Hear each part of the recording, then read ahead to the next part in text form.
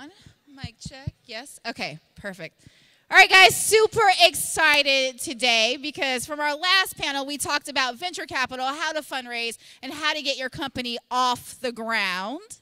So this one, we're going to get into some deeper details. We're going to talk about how to market your company, how to get your finances in order, and how to get press for your company, right? But before we do that, I have a very special person that I would like to introduce to you all from our team over at Nationwide. Valencia Jones graduated from the University of the Pacific, earned her CPCU designation in 2013, started her insurance career as a field claims rep for Farmers Insurance, where she held that position for 7 years. And in addition to that, she's been with Nationwide for 21 years. Not only is she excelling phenomenally on the professional side, but she's also doing some things on the personal side, having a beautiful family with her husband and 2 kids at home. So a woman of many wonders, balancing it both perfectly. Please welcome Valencia Jones to the stage.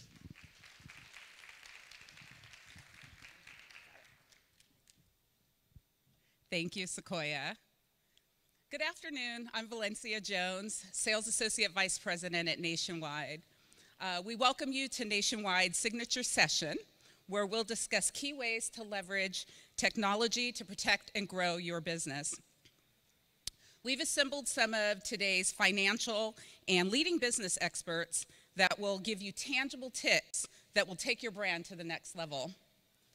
On behalf of Nationwide, we thank you for joining us for what promises to be an insightful, inspirational, and informational session.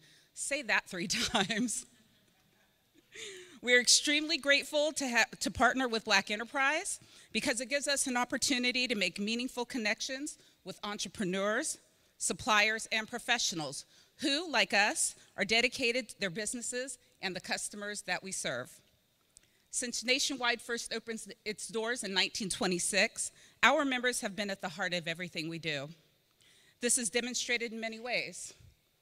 From our insurance and financial services products, we deliver to meet our members' needs to empower communities where we live and work. Our success is a direct result of your success. Nationwide also believes in the entrepreneurial spirit of business owners like you. Whether we're building from the ground up or looking for ways to advance your company, we are committed to helping your businesses grow.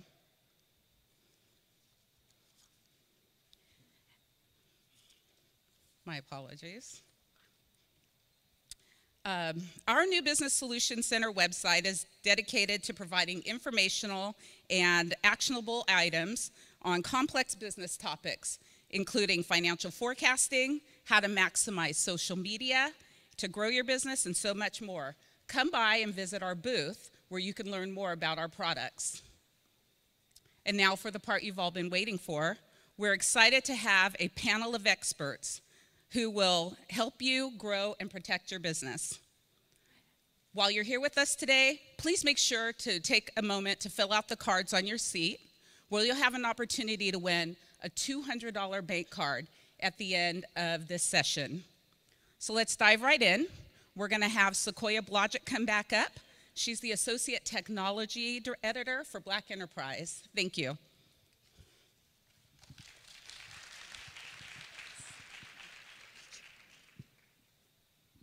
All right, guys, you ready to get started? Yes. Are you guys ready to get started? That's what I'm talking about. I don't like boring panels, you guys. I can't be at conferences and just kind of staring off and not getting the information. So I want to make sure that you guys get all of the information that you need to have a successful business by the time you guys leave here. It's okay? You guys good with that? All right, let's go. All right, so first up to the stage, I have Claire Sulmers. Claire is a writer and editor based in New York City. Her editorial career consists of fashion, beauty, health. And she has appeared in Real Simple, Newsweek, New York, and Essence Magazine. In addition to that, she's also appeared in Paris and Italian Vogue. She is fancy. All right, Claire, we would love to welcome you to the stage.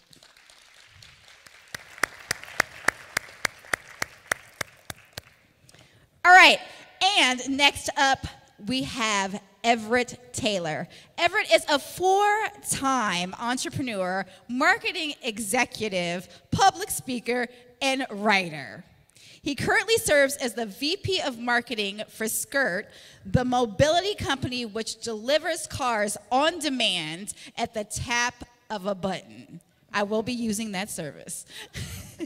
Ladies and gentlemen, please help me welcome Everette Taylor to the stage.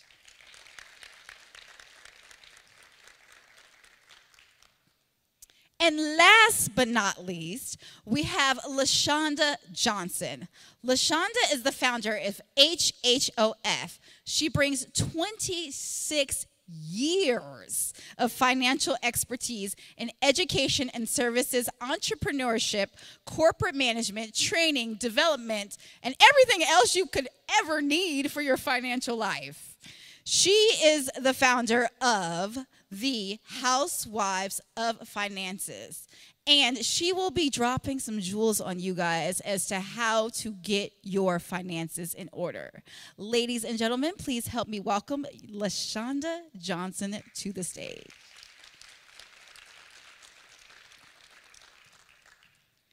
All right, you guys, so like I said, I don't like a boring panel. We're going to get into this. We're going to have some excitement. You guys are going to walk away with some gems. But before we do that, we're going to talk about your guys' backgrounds because you guys have done some really cool things. So let's start with Claire. Tell me about your background and how you got into Fashion Bomb Daily. Is my mic on? Yeah. It is on. All right. Good morning, everybody. So my story is I graduated from Harvard with a degree in French and African American Studies. Didn't really know what I wanted to do with that degree. But in my African American Studies courses, I learned about the imbalanced representation of women of color in the media. And I sought out to change that. And so I dived into publishing. I did internships at New York, Newsweek magazines. I was a research reporter at Real Simple magazine when I discovered this love for fashion.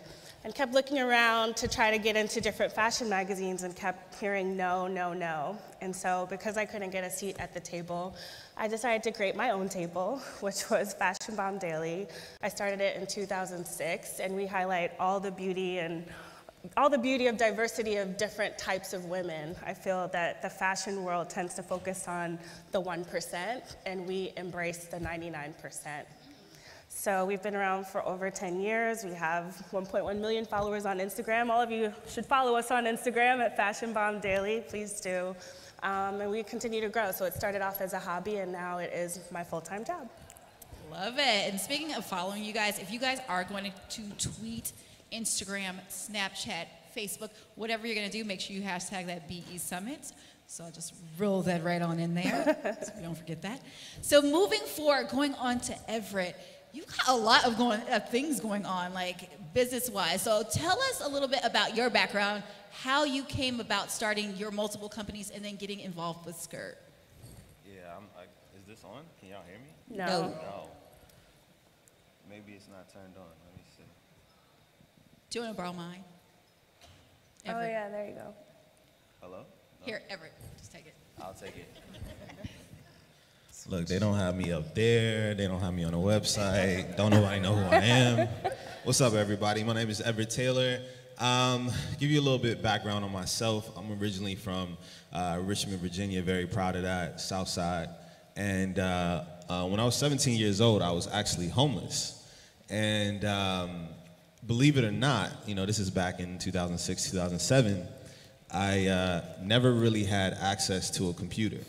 And while I was homeless, you know, obviously I was always trying to seek shelter, and I still have my library card, so I will always go to the local library to just get in there, stay out of the rain, snow, whatever. And that was the first time I really had access to a computer, to the internet. And when I was doing that, I came across like Yahoo News and all that, and I came across a guy by the name of Mark Zuckerberg.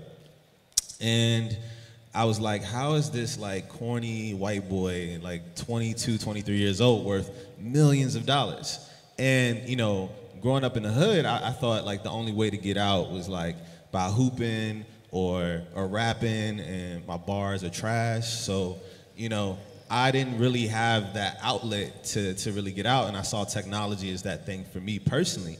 And so that kind of stuck with me. And I was fortunate enough to be able to overcome being homeless and going to college, which I later dropped out of. And I dropped out after my first year to help out my mother. And during that time, I was applying to all these different jobs in marketing and tech, and nobody was giving me an opportunity.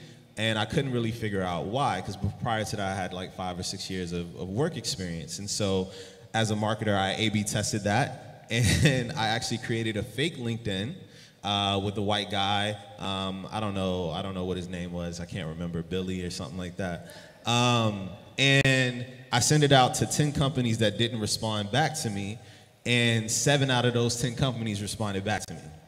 Wow. And at that point, after going through being homeless and realizing that, you know, another person can control your well-being, and then also after being denied by all these different companies, I said, I will never put my livelihood in the hands of another person. And that really inspired me to start my first company. And I started my first company at 19 years old, and I sold it 2 years later at the age of 21. Since then, I've started 3 other companies. Growth Hackers, which has been around for a few years, valued at $30 million. Growth Pup, which I launched last year in July, which we're already doing $2 million in revenue. And also, I am CEO and founder of Millicents, which is a digital marketing firm, and currently sit as VP of Marketing, CMO of the company Skurt, which I'm also part owner of. And yeah, I do a whole bunch of stuff. But essentially, my career is about, you know, creating products and businesses that help others and make their lives better, which really, really, truly inspires me, which has opened up the door for a ton of different opportunities.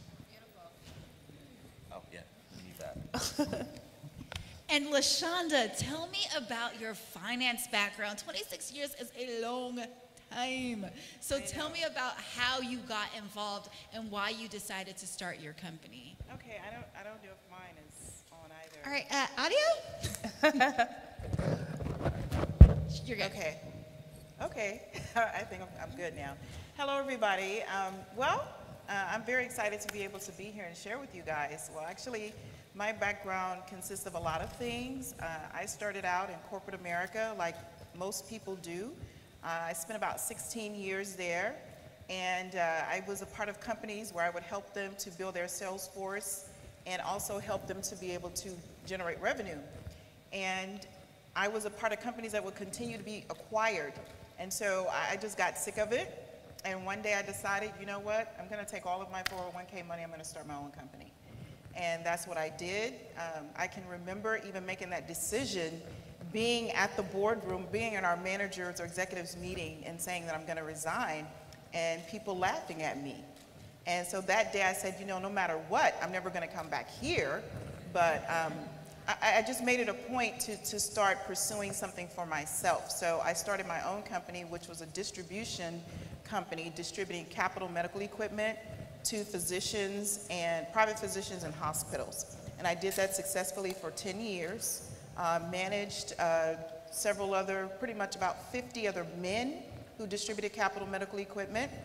And I made very good income, and it led me to figuring out finances. I said, you know, hey, I'm earning very good money, and I have no clue how I'm gonna retire. And the fear of retiring with nothing and retiring poor after I've worked so hard all my life, it started a pursuit for me to figure out how money works. And so I was able to figure out how money works through a very close friend of mine. She invited me out to listen to some concepts. I had started going to classes on my own, pursuing, understanding that. I actually worked a lot to try to figure out how to help my clients to make sense of their purchases, and through that pursuit, I was like, well, I'm a small business owner too, and I don't understand these things for me, so I have to start figuring out things on the personal side. So figuring that out, I realized, you know, hey, I know my own family members need to know these things. And not only do they need to know, but I have colleagues, friends who need to understand finances. And our community, and when I say our community, our African American community, I just, we've got to stop being consumers, and we have to learn how to start being wealth builders. And so I entered into the financial services industry, and I didn't see very many people that look like me. I didn't see very people that look like me being a woman, or I didn't see very many African American people representing the financial services industry. So I decided I'm going to be that person. And in my pursuit of that, I ended up, just by virtue of I don't even know what, working with a lot of women. And I realized that these women didn't really know how to market and brand themselves. Being an independent financial professional, you represent multiple companies, but the client buys you.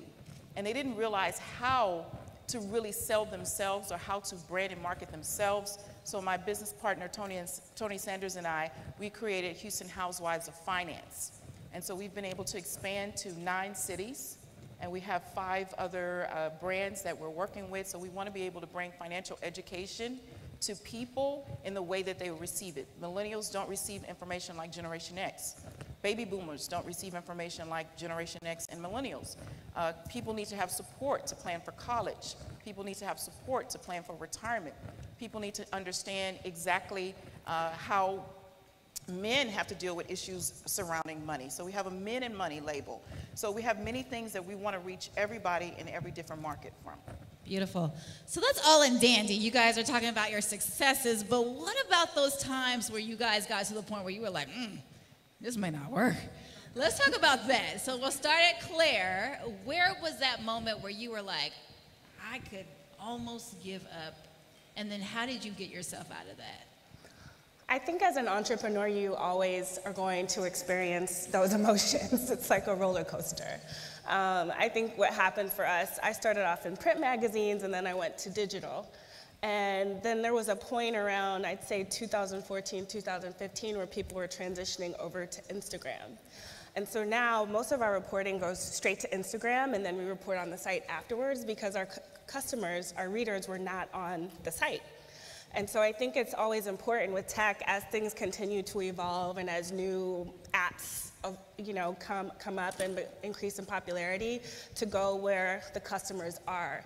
You have to continue to evolve. You can't be caught up in the old way of doing things. I mean, I still love to write a blog post, but if they're not there, then why am I wasting my time and my energy there?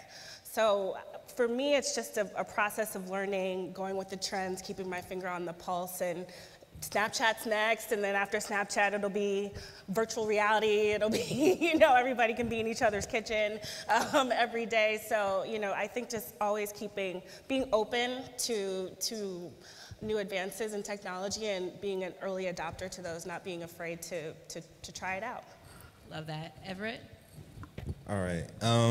Not to get all somber on you guys. Okay. I think one of the things that isn't talked about enough is mental health, especially within the Black community. And it's a huge, huge issue, especially when building a company. There's so many ups and downs and so many trials and tribulations while building a company, and no one really talks about that. You get to see the highlights. You were just talking about Instagram. Like, people see the highlights. In a social media age, we show the highlight reel, but we don't show the hard times and the things that we really have to deal with that are so difficult. And for me, this was back in 2013, and at the time, I was VP of marketing for a software company called Qualaroo that will be later acquired. I had co-founded growthhackers.com, and so was managing that. And then on top of that, I tried to start I did start a marketing firm. And, I think I was, 23, 24 at the time. And throughout my entire life, it was always, you were just taught to grind. And not really, take care of yourself or think about sleep or think about self-care or thinking about your mental health. And I literally got to a point where I was so depressed, I wasn't sleeping, I just wasn't happy. And, coming from the hood, it was like I always just wanted to make as much money as I could. If I had to work an extra 2 hours just to make a few more dollars, I was going to do that. And I really came to a point where I realized that the money wasn't really driving me anymore or creating that happiness for me. And that also that I needed to start taking better care of myself because I was doing all these things, and in the public eye, I was getting all these people patting me on the back, but I felt terrible. And I was just in such a bad place. And, you know, it took me to take a step back and ask for help, and also to start to research mental health and depression, and to really start to, you know, start talking to people and start not being so encapsulated within, you know, the four walls that I kept myself in, whether it was my home or my office. And, you know, being a black man and being comfortable with the idea of actually dealing with depression. And so I think, you know, for me, really being able to humble myself and realize that I needed help, not only from a personal perspective, but also from my team.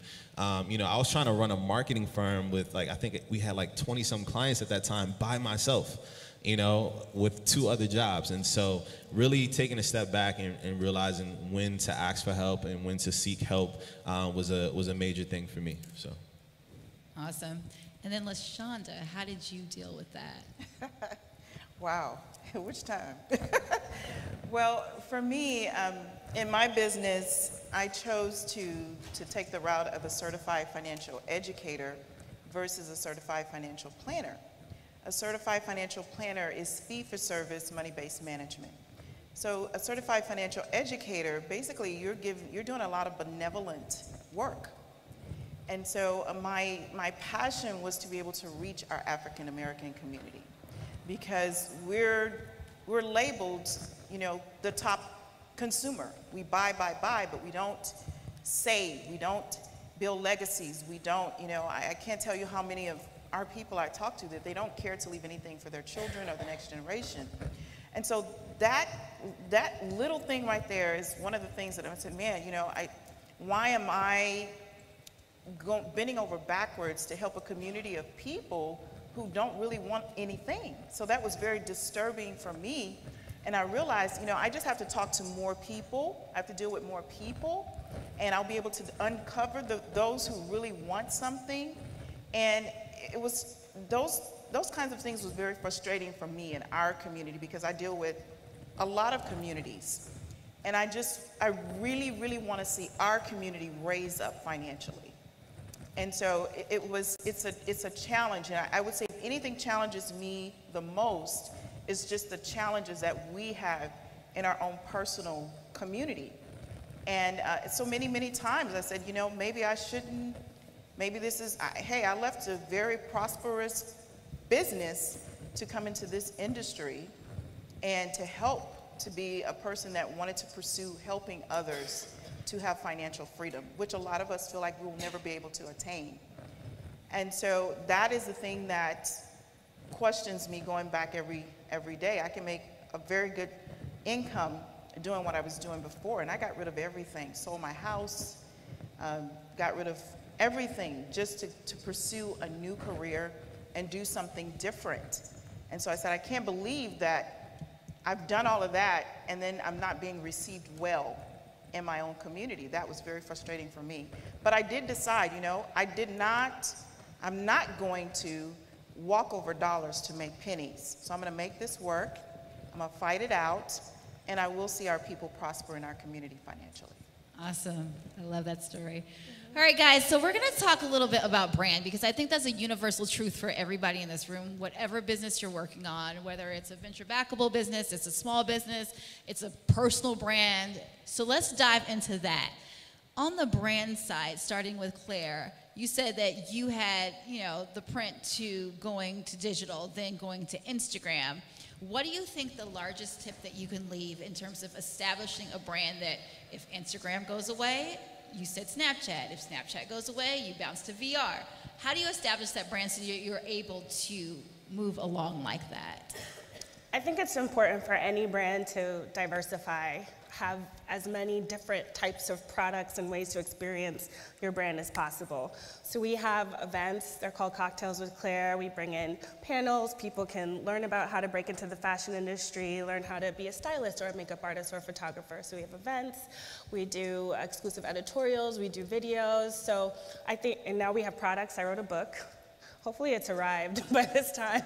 You're supposed to We're all going to get you guys a books. book. Okay? Yeah. Get you guys a book. But, products, I think that you can't be stuck on one thing.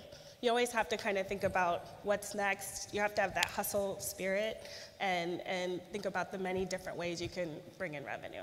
Beautiful. And Everette, we see you everywhere. So how have you managed to get your brand to grow and build and scale the way that you have?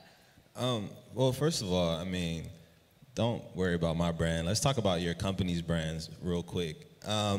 One thing that I see is a lot of people not creating authentic relationships with their target audiences, and really figuring out who is my target audience, who are my most valuable users, who are my most valuable customers, where do they, I call them MVCs, like MVP, like most valuable customer, most valuable user, and really figuring out where do these people live in the physical and digital space, right? Because I don't care if you're a brick and mortar business, people are still in the digital space and online, and you need to be engaging with them in the digital space as well. And so by trying to figure this out, you got to do two things. One is to be able to utilize data. I challenge all of you. I know it's tough. It can be something that seems like, wow, that seems a lot more complicated than I want to deal with right now. But there's like free courses online. There's so many different things, resources that you can learn how to utilize data, whether it's Google Analytics or other different platforms, to really start to build these stories and see how where your users are and how they're interacting with your content, your site, and different things in the digital space. And then also, plain old just talking to people. Like, take time to talk to people. Every week, I'm having conversations with some of our most valuable customers and users for all of my different businesses. And you will find out so many different weird, quirky things about your users. And this accomplishes two things when you do this. One, you realize where you can find these people, right? And where you should target your marketing and what are the appropriate channels to try to reach these people. Because your audience, for instance, you might have something and it's hot on Pinterest and like you have no idea, right? And then you need to target your marketing towards Pinterest. And then the number two thing is getting to know these people. You start to be able to craft appropriate messaging and marketing towards these people, right? Because I see a lot of companies that their message and their communication and their marketing is completely off because they don't truly understand their users. And build authentic relationships. I'm always looking for ways to build authentic relationships with the users and the communities that we serve. For instance, just this week, I announced that I was looking for marketing interns. And now, most people think about marketing interns, they think about, college students, people with degrees, things like that. No, I'm actually recruiting people out of the local neighborhoods and communities that we serve, people that understand their communities, are part of those communities, and they can then feel like they're a part of our company and that we reach into those communities even more. And these are communities that a lot of people use our product. And so trying to be creative all the time. And these are people that we're not paying. These people just want to get experience and opportunities to excel in life. And so figuring out, innovative ways to be able to, touch base with the people that you serve. And like we talked about earlier, is like they'll follow you wherever you go. Once you build that relationship, like they'll follow you wherever you go. Awesome. And LaShonda, how have you managed to get your brand to where it is? Well, first of all, financial services is a very stuffy topic. People don't like to talk about money. They're very private about money. And so we wanted to be different and innovative. You don't see very much information about finances through social media. There's no blast about money. People shy away from it. So, we're everywhere. We're on every social media outlet there is. We provide quality content about it. I'm just excited about our partnership with people like KYND Radio. So we're talking about finances over the radio. We have a podcast with the Spear TV. So we're in our 57th episode of talking about money. And then in addition to that, I'm also a writer, so I'm a financial columnist as well in Empire Magazine. So whichever way people will receive it, but we also cater to specific age groups and genres. because millennials don't receive information the same way everybody else receives information. So whatever your business is, if you're going to cross borders, you've got to realize how will certain demographics receive my information. And that's how you have to give it to them. So we talk to millennials the way that they like to hear their verbiage. So when I do workshops for millennials, I talk about hashtag. I used to say the pound sign. They're like, no, LaShonda, it's not the pound sign. It's the hashtag. So, you know, I'm learning what people expect to hear according to the way they listen. And that's how we respond, and that's how we get the financial information to them. And in addition to you, we also do workshops. So I said, hey, listen, I'm trying to reach my people. Where are African American people? Well, they like to drink, so we have social mixers. We have book club meetings. We have fashion and finance. So we take all kinds of things that people like to do every day, and we add the finance component into it, because every single industry flows through financial services. And so I'm just really excited to be partnering with, like, Nationwide is one of our top platinum providers, and they hear. So out of all of the companies I work with, and I work with a lot of them, Nationwide actually hears what we're trying to do, and they partner with us to be able to get that message out. And so guess what? The people who are listening to us will get their products because they hear what we want to say, and those people are listening and responding to what they want to do. Beautiful. One last thing, because I didn't touch on the personal brand thing. Who cares about your personal brand? Like, if you're trying to build a company, focus on your company. Do not sacrifice time away from your company and trying to build your company to get some more Instagram followers or to get into Black Enterprise. Or, by the way, I love the articles, Black Enterprise. I appreciate it. But, like, don't sacrifice that for your personal brand, because the one thing I will always say is that I talked about Mark Zuckerberg earlier. Mark Zuckerberg doesn't have to do press. He doesn't have to do any of those things because his work speaks for itself. And before, if you look at my track record, it wasn't until the past couple years, people didn't know who the hell I was, right? And I had done and accomplished all these different things. And then one writer from a small blog was like, wait, you've done this? And then it just spiraled, right? But I had put in work for 10 years to accomplish a lot of different things before that even happened. So I know there's a lot of pressure in the digital space to be like, I want to be this influencer or this thought leader and things like that. Yo, kill it. Kill it with your business, and all those things are going to come later. That is excellent advice. All right, so I know you guys want to see kind of an example, because I love when people are telling you what's going on, but just to kind of give you an example of how to structurally go about the process of getting press, how to go about the process of marketing, how to deal with your financials, especially those projections, because whew, you get in that office and they'll be like, I need to see some projections. You don't got them, you going out. So we're going to go into that. I'm going to give you guys an example from my perspective. I have a startup called 7 a.m. It's venture-backed. I went through this entire process step by step by step, but it was no easy road, right? So we're going to do a little bit of role-playing as if I was coming to you guys for your advice, for your services. After I got the initial early stage, I would say pre-seed. We raised about $100,000 in pre-seed before we started actually going through this process. So I'm going to start there, and I'm going to start with Everette first. So I just went through this process, signed the check, went and got the C Corp. Everything's good. Money hit the account. I ain't got no customers. Right. So yeah, well, what do I do? Yeah, so one, and you know, I don't want to harp on this too long, is like making sure that you've established product market fit.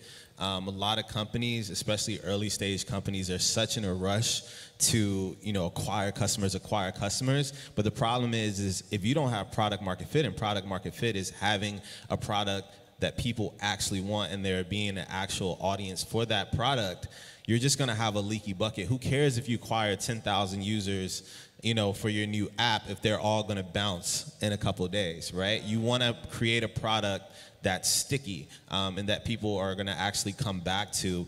Product is a huge part of marketing. Number two, what I was speaking about earlier, is creating an ideal customer profile. So realizing who your target audience is, where they live in the digital and physical space, how you can acquire these users, what type of marketing is going to work with these users, really start to bridge that out. But the most important thing I would say to you is establishing a growth process. A lot of people don't realize that growth is very, it needs to be structured, it needs to be a process, it needs to be repetitious with testing and things like that. And so I'm gonna plug my company, one of my company's growth hackers. We built a tool called Projects where is great for this in particular. And so basically what it does is, and you can do this through whatever you want to use. You don't have to use my product, but I mean, you can. But basically anybody can come in on your team can come up with an idea, right? And the problem is with marketing ideas is that people come up with all these crazy marketing ideas and they're like, yo, let's do this. But they don't have anything substantial to back it. And so what you need to do is actually create an hypothesis for every marketing idea that you come up with. Have trackable KPIs, key performance indicators, which you can actually track and see the performance of that marketing campaign. And then to decide what marketing campaigns you want to go with first, judge it by an acronym I use called ICE. I is for impact, C is for confidence, E is for ease. Impactful. On a scale of 1 to 10, how impactful is this campaign going to be for the company or the brand? C, how confident am I in this? You know, you could throw out a crazy idea, but how confident are you in this? And then 3 is ease. How easy or how hard is this going to be able to implement? Do we need engineering resources? Do we need X amount of money? All these different things. You want to be able to tackle the low-hanging fruit. You want to tackle those things that are going to be high impact, that you have high confidence in, and that are easy to implement.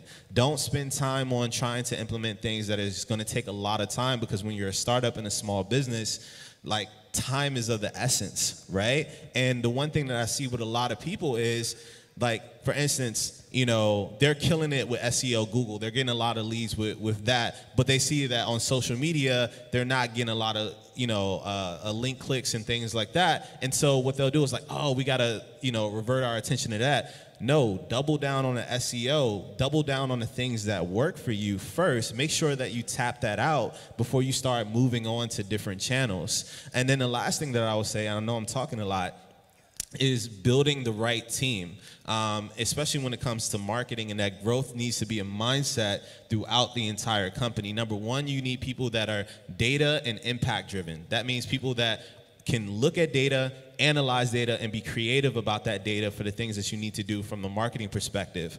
And then impact driven. People that don't just want to do things just to do it, but because they actually want to make an impact on the company. 2, people that are resilient to failure, because when you're with a startup, a small business, 90% of the things that you're going to try is not going to work. And you need people that have strong mindsets that realize that and can continue to come up with new ideas, come up with new campaigns, and not get down because things aren't working. Number 3, they have to be T-shaped. And a T-shaped marketer is someone, it looks like this, has one really expert level skill, whether it's social media, SEO, content marketing, but they also have to be a jack of all trades, because when you're a small business, that person has to wear many hats. So maybe that person is an expert at social media, but they know a little bit about SEO, content marketing, product marketing, conversion rate optimization. And I'm probably forgetting something. I'm just coming off the top of the head, but I think that's it for me. I'm sorry, guys. Gems. I'm like, yes, company is about to excel. All right, cool. So I've implemented all of Everett's advice. I'm starting to see traction. I've got sales. And all of a sudden, I have taxes. I'm like, ooh boy, how do we deal with that? So I'm coming to you, LaShonda, to help me with these financials. I need projections. I think I need to raise another round. I did my pre-seed. I'm ready to get that seed in. I need projections. I need to know how to deal with these taxes. I need to know what I can write off. I need to know how to reconcile these books. Like, what do I need to do? Well, first of all, you need to have some people in your corner who know how to do these things. So there's a few people that you need to have on speed dial if you are a business owner. You need a financial professional, you need a CPA, and a good one, one that knows how to keep you, because a CPA is going to keep you compliant. And then you also need to have an attorney. So because you don't know some of the laws that are surrounding some of the things with business. So you have to, and then last but not least, your personal finances need to be on point. Because if you expect to ever sell your business, gain capital, or any of that, you are the business when you're starting out as a small business owner. So everything is based on you, your credit is based on your strength, is based on how your financials, everything about the business is you financially. So a lot of people glaze over that. They go, well, I'm starting a business, oh, I'm doing this, I'm doing that, but they have not addressed their personal financial situation. And if you go acquire another company, if you want to acquire another company, and you get a loan, a company is going to say, a bank is going to say, well, you need to have a life insurance policy where I am the beneficiary. Because I need to make sure if you die before this is paid off, I get paid, not your family. We don't really care very much about that. We care that we get paid. So your personal finances need to be solid. You need to have a personal financial strategy that is on point, that you're following to the T, and you need to have a lineup of people in the fiduciary realm that can help you to function properly in that business space. Great advice. So I'm going to dive a little bit deeper into that. Talk about differentiating your personal from your business in terms of accounts, making sure you set up those correctly. Let's give them a little bit of information regarding Absolutely. that. There has to be a separation of the two. You can't commingle funds. You can't, you have to have a business account where you take care of business transactions, and you have to have a personal account. And you have to, again, you need a CPA, because if you're going to pay yourself from the business proceeds, then there's a process for that as well. And so again, as a small business owner, you can't expect to be collecting paychecks. So I always say to people, if you're going to go into business for yourself, you also need to have some reserves so that you can be able to function. Because there's nothing worse than trying to operate a business when you're cash poor. And so when you're cash poor and you don't have any type of strategy to make sure that your personal life is maintained, it brings a lot of stress and strain on the business. So now you start operating business out of desperation, making mistakes and making decisions that you shouldn't be making, because now you're forced to do that for capital. So those type of things don't work. It will not work. So have a strong personal financial strategy, a strong personal financial foundation first before you decide to go into business. Beautiful. All right, well, LaShonda got me right. We're good. My accounts look good. I got some money over here, so I'm not dipping into my business. Now I'm going to get pressed. So I have emailed TechCrunch. I have emailed Black Enterprise. I have emailed all of these blogs and these publications. Nobody wants to email me back. Nobody wants to talk about my product, and I don't understand why. So I've gone in a meeting, and I'm getting in the elevator, and I run into Claire, and I'm like, Claire, girl, I've been emailing you. Why aren't you responding to my emails? Can you help me understand how I get pressed for this company? I think just doing market research, finding out which magazines or publications speak to your audience, understanding your audience. I think Everett basically answered that question already, but really doing the research and hiring a professional, hiring a publicist, for example, who can pitch you out to different people. And then at the very end, if you can't place the story, then investing in advertising. Money talks, obviously. But investing in your branding materials and your pictures, and then investing in advertising with different publications at the very least. Beautiful. I love the fact that she talked about publicists too, because some people, I think publicists are very valuable, but are there some publicists in the audience? Yeah. Hey. Right? Yeah. I think publicists are very valuable, but some people don't have the money to invest in that publicist right away, right? Yeah. So what will happen with my inbox in particular is I'll get all of these emails consistent, like they'll find you on Twitter, Instagram, whatever, but as long as you're consistent and the story speaks to the publication, Yeah. and they think that you have a viable idea that's already getting some traction, and they know that that's going to bring the audience back to their publication, then they're going to be willing and open to listen to what you have going on. So publicists are super relevant, but sometimes when you're in that beginning stage and you don't have that, what is it, $100,000 to $200,000 for the year, Yeah. $10,000 for the month, to hire that person, you guys can also do that work. And I would also say don't discount the power of in-person contact. If somebody comes to an event or I meet them at a networking event and just, you know, actually talking face-to-face, that does help in increasing the possibility of being featured on my site. Awesome. So.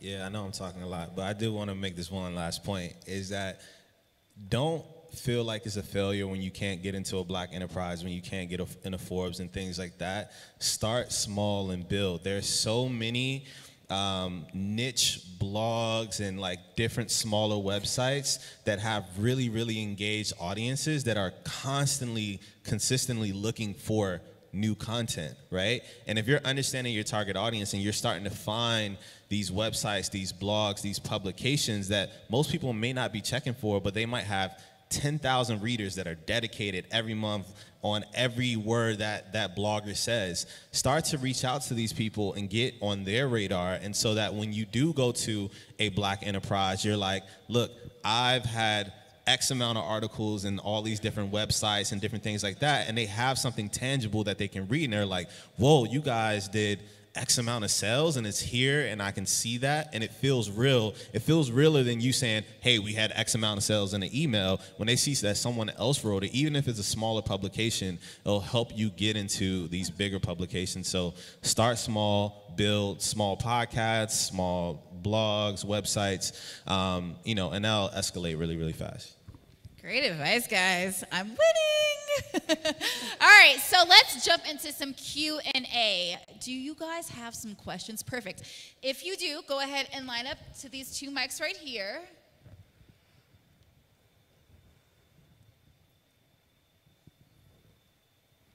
Thank you for getting my picture and my name up there. I was like, who is that other guy? We got you right. We got you right. Appreciate it. All right, so let's go ahead and start over here. Introduce yourself first, and then go ahead and ask your question. Okay. Hello, everyone. My name is Janae Murphy. I resonated with your story, LaShonda, because I, too, am a financial educator.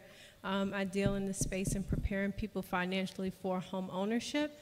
And like you said, it can be a benevolent business where people need the information, but they're more concerned with looking good, even if that means they're broke. Yes. So I'm transitioning to going into the financial wellness space and working with corporations.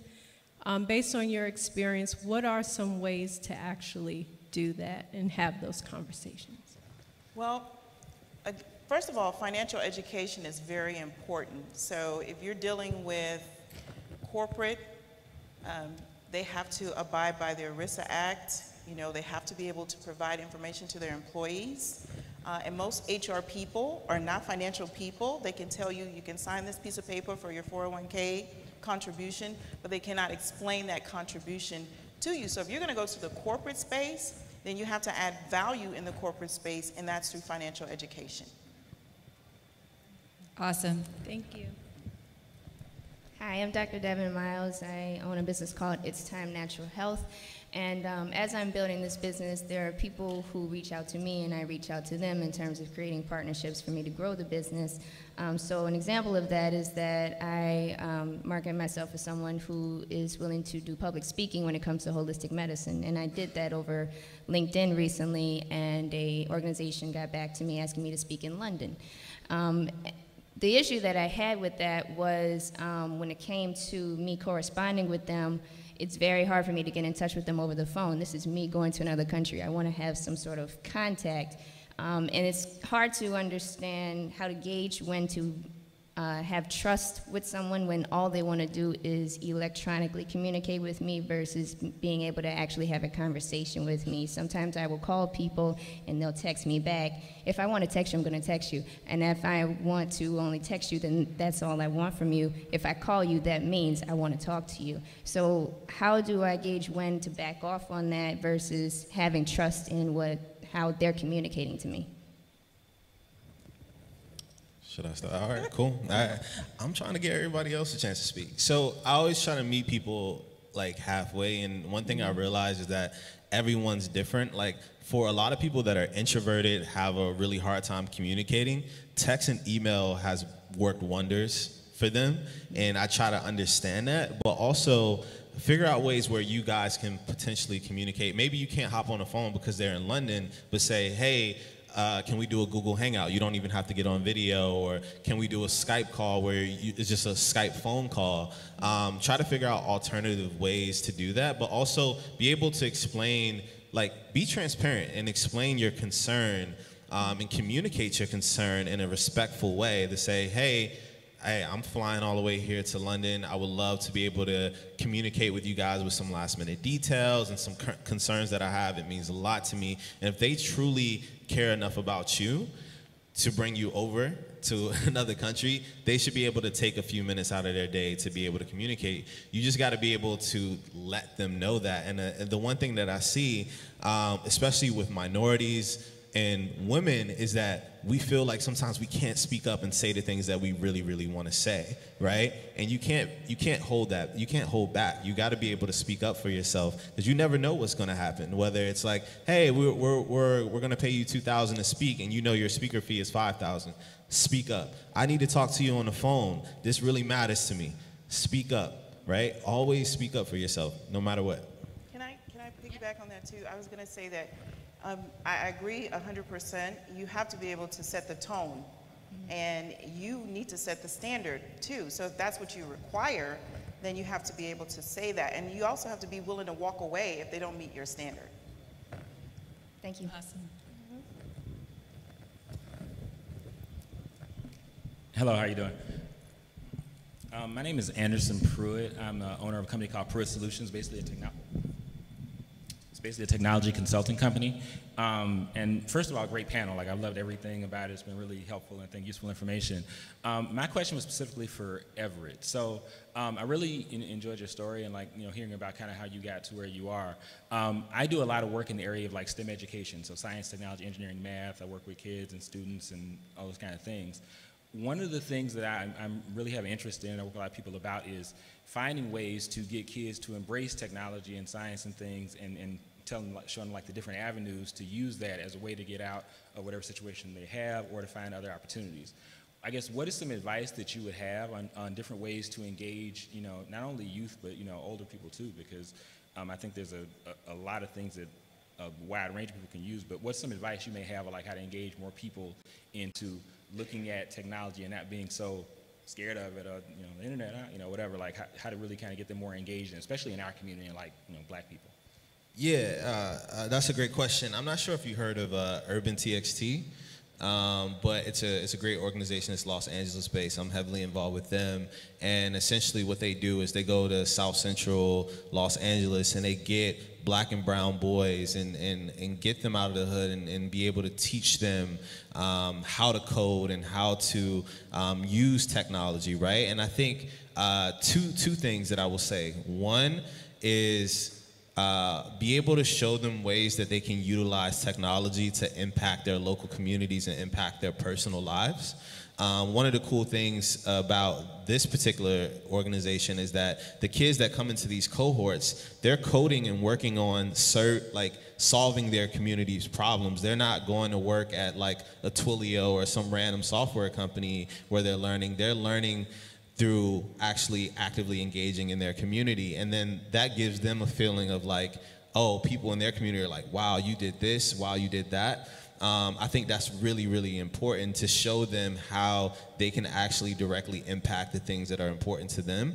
And number two, and I think this is one of the most important things, and this is why it's so important to me to be able to mentor and help out in these organizations, is that they need somebody that looks like them, that can relate to them. Like, I'm not a suit and tie guy. I'm gonna have ripped jeans, I'm gonna have my Yeezys on, a cap. I'm gonna be who I am. And then a lot of these kids, they feel like, man, like, that suit and tie is not me, or being able to talk this proper is not me. And so to be able to give them real, tangible, people, you let me know if you're trying to get this off the ground, I'll be there. just let me know. My email is everette@skurt.com. But like, you need real people that they can see and feel and have examples of, because I didn't have those examples when I was coming up. You know, and so to be able to research those people, there's so many young African-American men and women that are killing it in the entrepreneur and tech space, and to be able to give those tangible examples. Thanks a lot, appreciate it. Yeah. Awesome. All right, over here. My name's Eleanor Curry. I'm a blogger, but I'm also a small business attorney. So I run into people a lot of times. They engage me, they have an idea, they want to form an LLC, but they just have a problem with the transition from idea to really taking on the challenge of being a small business owner, and it is a challenge. So what advice would you give people when they're in that transition period? They have an idea or something they believe in, and they're not sure how to take the steps to really become a small business owner. Well, I would say, first of all, they need to understand the space that they're going into. What are you pursuing? You need to understand the background of it. You need to understand your target market.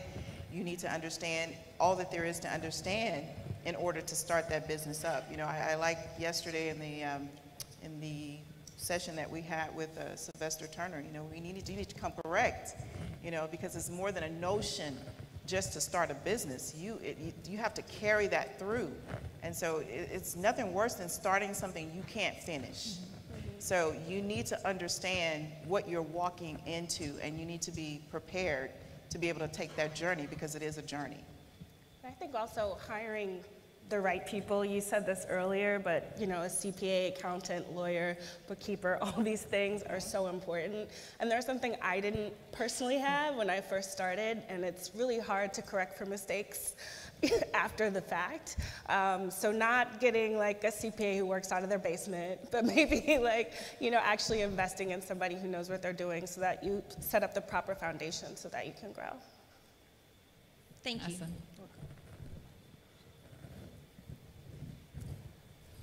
Hello, thank you so much for being here and sharing your advice so far. My name is Malaika Carpenter. I have a content strategy and marketing consultancy based out of New Jersey called Sacred Media Group.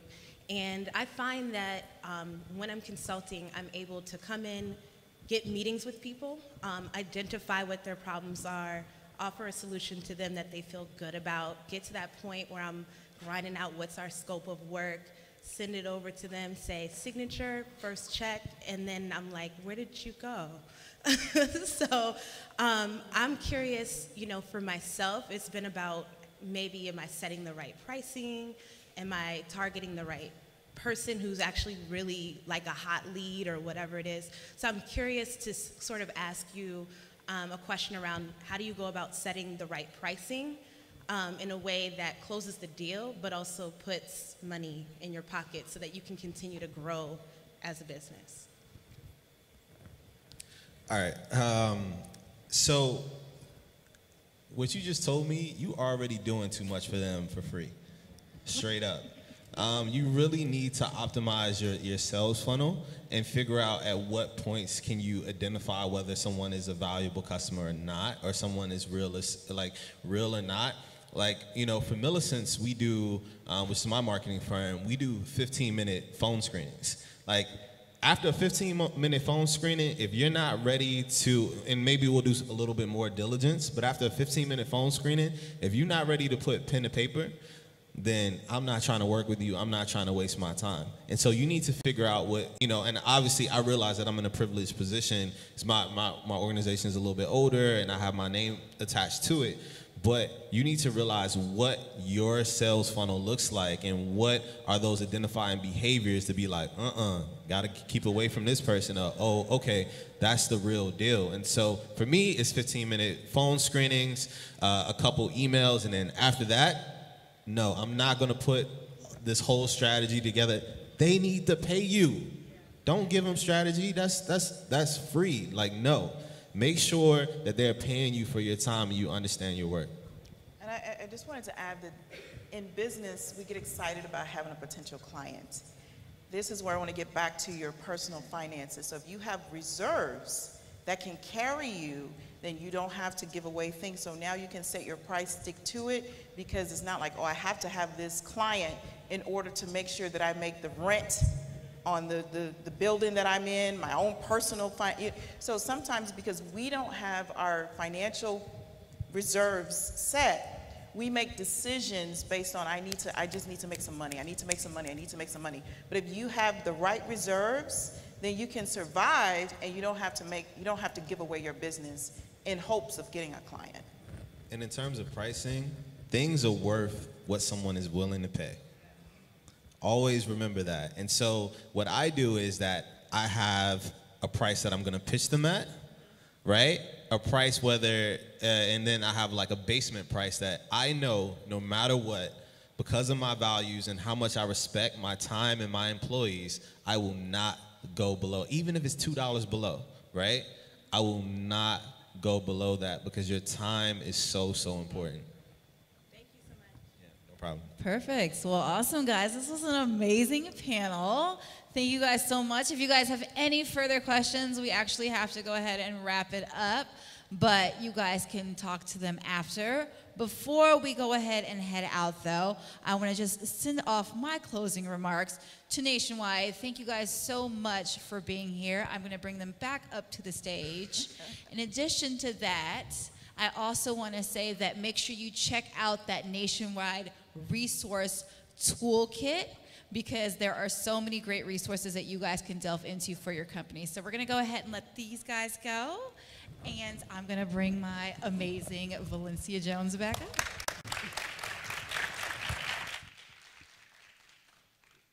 Wasn't that a great session? Thank you so much. I got some notes myself, so here are a few things I learned. Early adoption, resilience, humility, do your homework. These are all really important issues. So on your way out, grab a ticket, and then after the awards luncheon, stop by the Nationwide booth where you can receive a signed copy of Claire Sulmers' book, The Bomb Life. Also, while you're at our booth, take a look at our Business Resource Center where you can learn ideas such as how to leverage your business through technology with information and tools and resources. You can also talk to some of the Nationwide representatives that we have there, where we'll discuss things such as our products and services. We also have folks there to talk to you because we're always looking to recruit and bring on new individuals or suppliers that'll help be an extension of our brand. Now let's do the drawing for the $200 bank card.